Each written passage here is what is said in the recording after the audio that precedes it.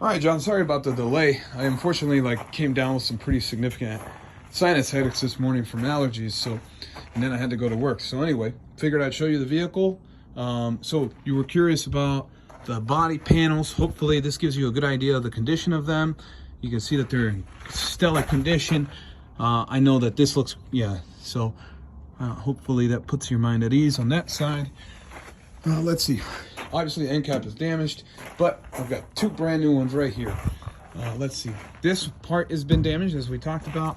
Let's close this door so you can see what that looks like. Okay? So you can see very straight, okay? Just so it's super clear.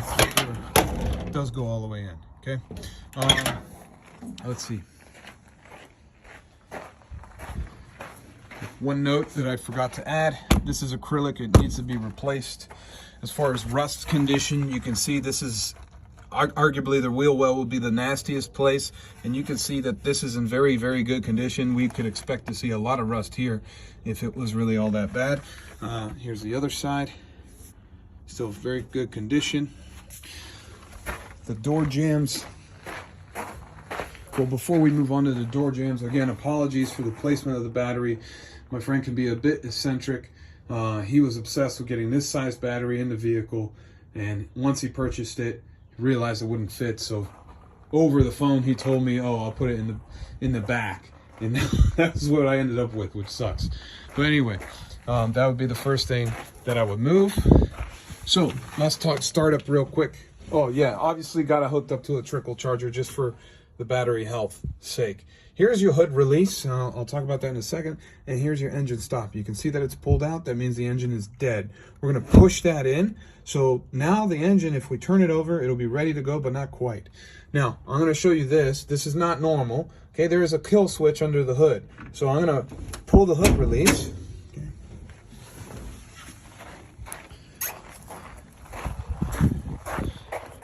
See if I can get it open one-handed. There we go. Okay, so if you look right here, there we go. Here's your kill switch, okay? So this lever is out, that means it's dead right now. So we're gonna push that in, okay? So now it's ready to go. A couple things here. This brake reservoir comes from an Astro van, power steering pump, brand new rebuild, and the reservoir comes out of a Chevy truck.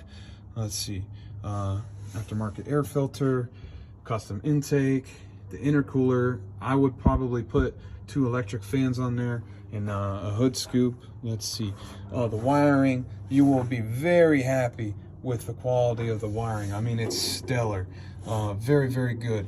So he definitely went to a very high spec on the wiring. My friend did. Anyway.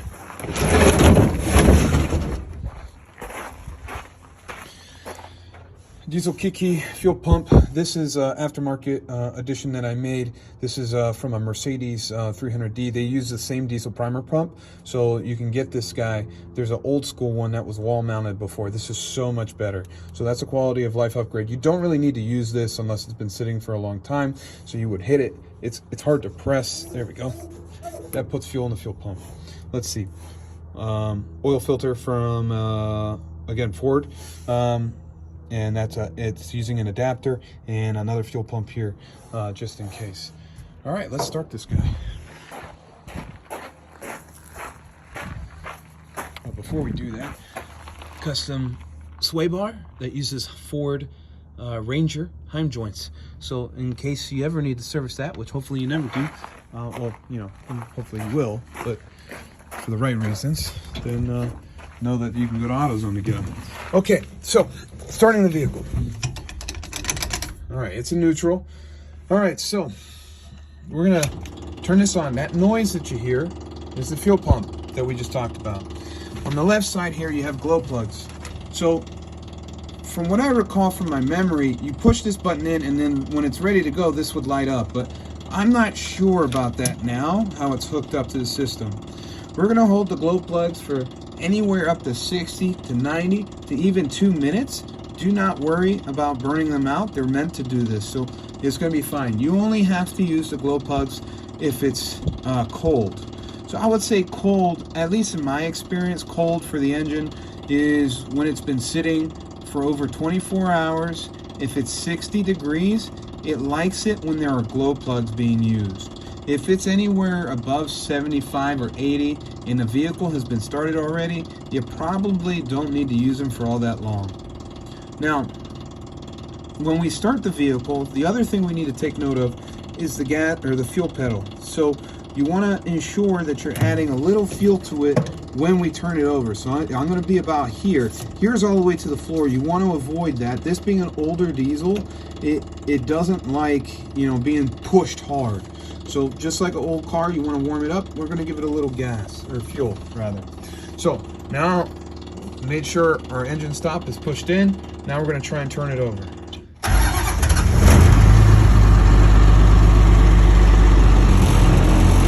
I'm letting off my foot off the gas.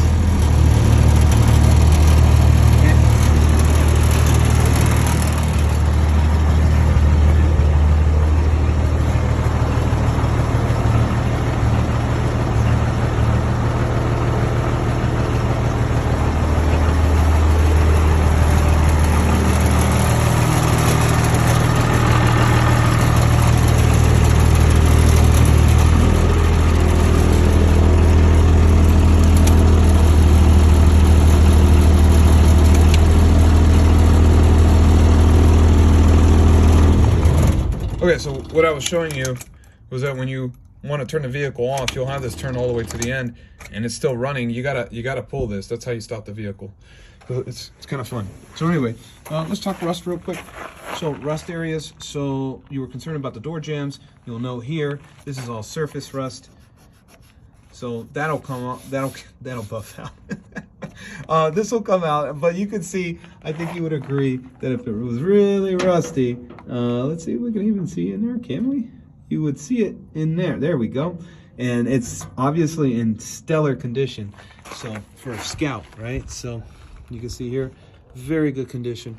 And the underside of the vehicle, let's see if I can get it. Hopefully that gives you a good idea of the health of the vehicle. So I think you would agree that if it was truly like in bad shape, we would see it there. Let's talk the worst areas of rust in the whole vehicle, which again I think you will be very happy with.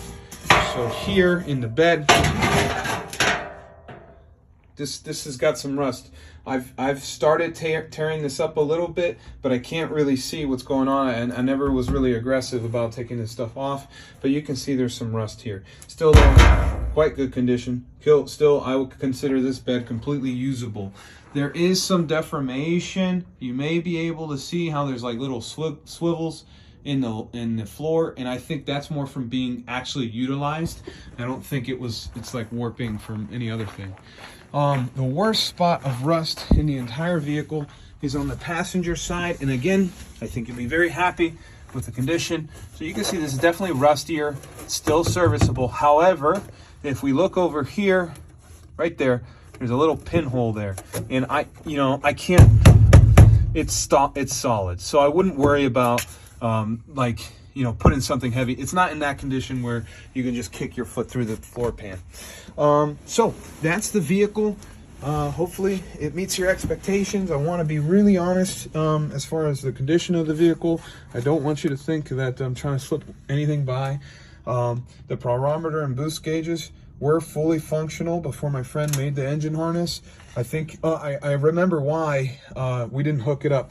The reason why we didn't hook it up is because at the time he was going to help me with the interior and all the wiring in the whole vehicle, and we were going to go to a Dakota Digital setup, but he got too busy and the project fell to the wayside, so we brought it back home.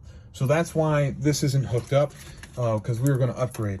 I would agree and would advise you to get a boost monitor and a pyrometer hooked up. The pyrometer is to tell you if you're pushing the engine too hard. I would say of the two, this is the more important one, because it's telling you this is like your RPM more than the actual RPMs, because the RPMs in this engine are low anyways. Okay, so the tranny. So I'll show you what I mean by I think it needs to be adjusted. So here's first, Whoops. Here's first, here's second. Third is here. What I was doing on the video is I was over to the right too much. That's not a problem, but you can see how if I don't know what I'm doing, I can easily miss third. And then here's fourth. So first, second, third, fourth. So you're gonna probably, like in my sedan, I want to go over to the right more. So just keep that in mind. I hope this addresses any concerns that you might have with the vehicle. Again, I took pretty good. I mean, that engine is in prime condition. So hopefully you are as happy with it as I was. The brakes, by the way, by comparison of what I used to have, stellar. They're modern equivalent. Oh, you wanted to know drum brakes or discs. So we were right. The rear is definitely drum brakes, but the front, thankfully, are disc brakes. So hopefully that addresses any concerns there. So hope you enjoyed the video. Like and subscribe and all that. Okay, looking forward to talking to you again soon.